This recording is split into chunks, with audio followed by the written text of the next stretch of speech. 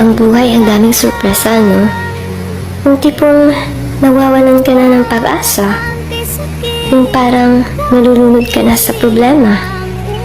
Tipong wala ka nang maisip na paraan. Pero, bigla-bigla yan may darating na solusyon. Di mo ba napapansin?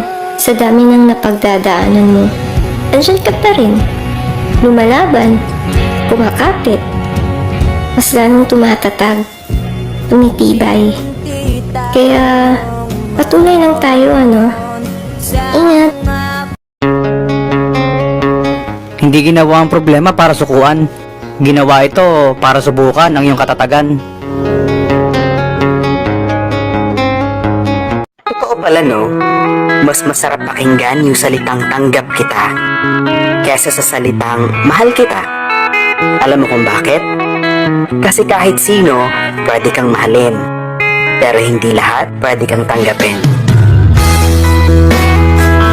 Sometimes, we don't need to be loved. What we need is just to be accepted and feel validated.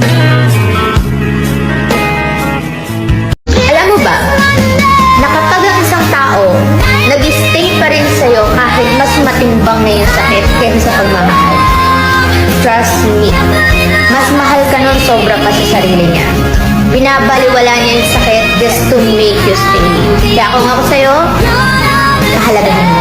Isa sa pinakamagandang bagay na pwede mong gawin simula ngayon is to stop choosing people na hindi nakikita ang value mo. Huwag mong sayangin yung energy mo sa mga tao na hindi ka na-appreciate at tinitake for granted ka lang.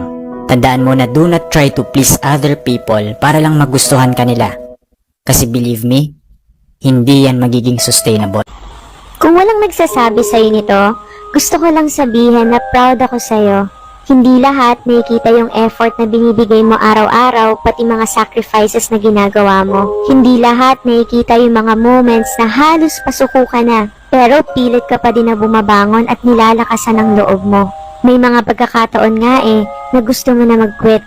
Pero proud ako sa'yo kasi iniisip mo pa rin yung dahilan kung bakit kailangan mong magtuloy-tuloy. Mahirap pero laging kinakaya, and because of that, you are stronger than before. And that makes me really proud of you. Kaya keep going and keep striving. Lahat ng ginagawa mo ngayon, maniwala ka, may malaking kapalit yan later on.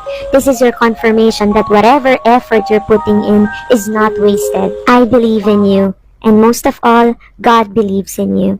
God bless you.